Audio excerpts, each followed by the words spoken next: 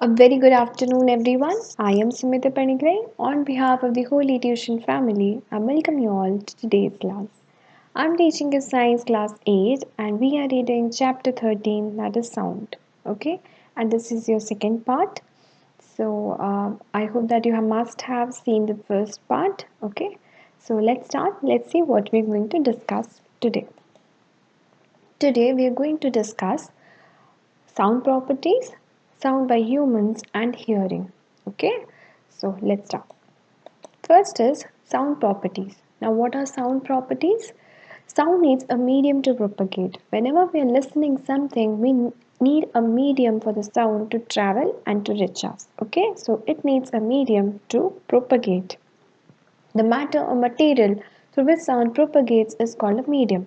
तो जिसके थ्रू जिस चीज़ के थ्रू ये पर्टिकुलर हमारा जो साउंड है वो ट्रैवल कर रहा है उसको हम लोग क्या बोलते हैं that is called a medium that is called a medium okay that's called a medium next sound can not travel in a vacuum तो जो भी साउंड है वो वैक्यूम में ट्रैवल नहीं कर सकता है ठीक है so it needs a medium to travel it can not be it actually cannot travel in vacuum. The moon does not have an atmosphere, hence you can hear on the moon. ठीक है moon का जो है atmosphere नहीं होता तो जो भी मून में होता है वो डायरेक्टली सुनाई दे सकता है okay these are the two properties very popular properties of that of sound next sound by humans now human कैसे साउंड सुनते हैं और हमारी कैसी आवाज़ निकलती है गले से let's see the sound produced in the voice box called as larynx located the upper end of the windpipe तो हमारा जो windpipe है ठीक है हमारे windpipe के जस्ट ऊपर एक वॉइस बॉक्स है जिसको हम लोग बोलते हैं लेरिंग्स क्या बोलते हैं लेरिंग्स तो हमारा जो विंड पाइप है विंड पाइप पे यहाँ पे हमारा एक वॉइस बॉक्स है जहाँ से आवाज़ प्रोड्यूस होता है जिसको बोला जाता है larynx two vocal cords get stretched across in the voice box तो ये जो वॉइस बॉक्स हमारा है वहाँ पे दो वोकल कॉर्ड्स हैं जो कि आपस में टकराकर आवाज़ क्रिएट करती हैं has a slit through which air is posed out by the lungs और एक तो ऐसे एक स्पेस भी रहता है जहाँ से कि हमारा जो लंग से होता है हमारा एयर जो होता है बाहर अंदर जाता है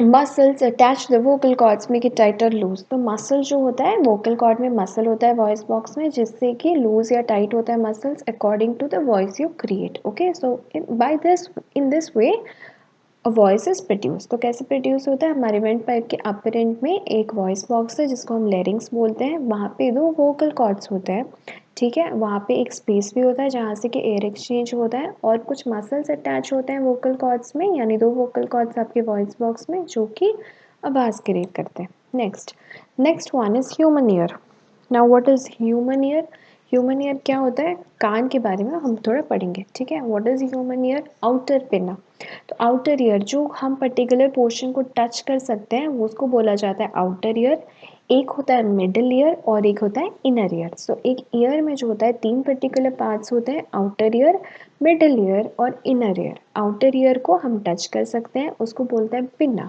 okay PINNA collect sounds from the surrounding तो पिन्ना जो होता है जो भी हमारे आसपास का साउंड होता है उसको कलेक्ट करता है second sound passes through a tube called as auditory canal वही साउंड जो बिना हमारा आउटर ईयर कलेक्ट किया रहता है वो एक ऑडिटरी कैनल एक कैनल होता है जो आपको दिखाई दे रहा है ग्रीन कलर में उससे पास करता है नेक्स्ट ईयर ड्रम को हम लोग बोलते हैं tympanic membrane vibrates with the sound incident यही जो आउटर ईयर से पिन्ना से हमारा जो जाता है ऑडिटरी कैनल में पास होकर जब ईयर ड्रम होता है उसके बाद वहाँ पहुँचता है तो वो ईयर ड्रम वाइब्रेट होता है वही ईयर ड्रम वाइब्रेट होकर वाइब्रेशन के सिग्नल पहुँच जाता है इनर ईयर तक और इनर ईयर ब्रेन में पहुँच जाता है और ब्रेन से हमें जो होता है पता चलता है कि क्या साउंड है ठीक है so this is the actual picture of the human ear you may draw it okay तो क्या होता है बताओ पहले एक आउटर ईयर रहता है आउटर ईयर को बोलते हैं पिन्ना ठीक है जो कि आपका जो भी पर्टिकुलर साउंड है वो कलेक्ट करता है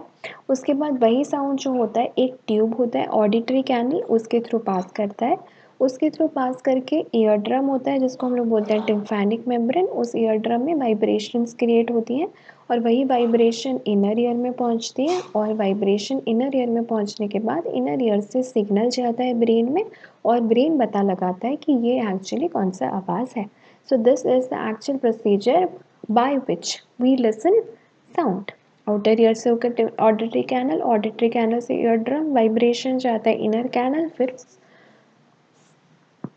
सिग्नल जाता है ब्रेन को। ठीक है, कोई डाउट नहीं है इसमें, समझ गए? ओके, तो स्ट्रक्चर ऑफ द ईयर हमने पढ़ा, एक आउटर ईयर होता है, एक मिडल ईयर होता है और एक इनर ईयर होता है। तो आउटर ईयर और मिडिल ईयर को जो होता है ईयर ड्रम सेपरेट करता है, ठीक है, और वही ईयर ड्रम के वाइब्रेशंस इनर ईयर में जाते हैं और इनर ईयर से वो सिग्नल नर्व्स के थ्रू होते हुए ब्रेन में जाता है और ब्रेन से फिर नर्व्स में वापस आता है और बताता है कि ये कौन सा सिग्नल है। ठीक है, okay. Now what is the function of year? अब कान जो होता है इसका फंक्शंस क्या क्या रहते हैं? फंक्शन है the mechanism of hearing involves the following steps. अब कुछ फंक्शंस हैं, इसके क्या फंक्शंस हैं? Let's see. The sound waves pass through the auditory canal and reach the ear drum. ठीक है, तो ये जो होता है फंक्शन जो होता है, हमारे जितने भी साउंड वेव्स होते हैं वो उसके हम जो है कान के द्वारा सुन सकते हैं। ईयर ड्रम से पास होकर इनर ड्रम में जाता है जिससे कि we can listen sounds. Next is the vibrations produced pass through the tympanic membrane to the tympanic cavity. और ये जो होता है वाइब्रेशन जो भी प्रोड्यूस होता है टिम्फेनिक मेम्ब्रेन से होते हुए कैविटी तक जाता है। The ear ossicles in the tympanic cavity receive the vibrations and the stepple pushes the oval window in and out. तो ये हमारा मैकेनिज्म ऑफ हियरिंग है, कैसे सुनाई देता है? तो फर्स्ट साउंड वेव्स ट्रैवल करते हैं ऑडिटरी कैनल, ईयर ड्रम पहुंचते हैं, वहाँ से वाइब्रेशन होता है टिम्फेनिक मेम्ब्रेन से टिम्फेनिक कैविटी पहुंचता है, फिर ईयर ऑसिकल्स जैसे कुछ हैं टिम्फेनिक कैविटी में, वो वाइब्रेशन को रिसीव करता है और उसके बाद Oval window in and out, एक विंडो है वो वाइब्रेट होकर खुलता है। उसके बाद यही एक्शन ऑर्गन ऑफ कॉटाई में जाता है, रिसेप्टर ऑफ हियरिंग, फिर वही रिसीव, फिर से हियरिंग रिसीव करता है, हेयर शेल्स हमारे वाइब्रेट करते हैं और इसे इलेक्ट्रिकल इम्पल्स हमारे ब्रेन तक जाता है। This is not important for you, just for your basic information I have put in. Okay, this is how actually the function of ear वो is. फंक्शन ऑफ ईयर मतलब कैसे पूरा mechanism of hearing है वो हम देख रहे हैं यहाँ पे।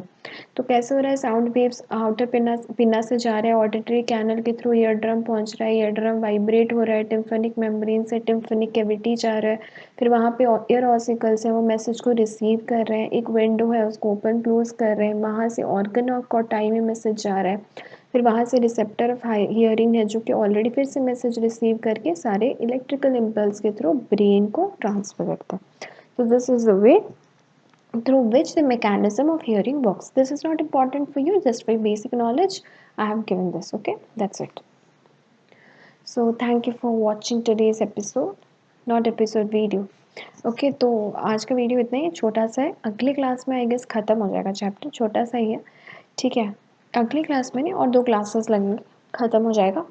सो यहाँ पे हमने क्या पढ़ा? हमने पढ़ा कि मैकेनिज्म ऑफ हियरिंग क्या है, ठीक है, कुछ कुछ पार्ट्स हैं, वहाँ पे जो फ़ोटो है, ठीक है, you can even take it out और वो फ़ोटो से आप पिक्चर डायग्राम बना सकते हो।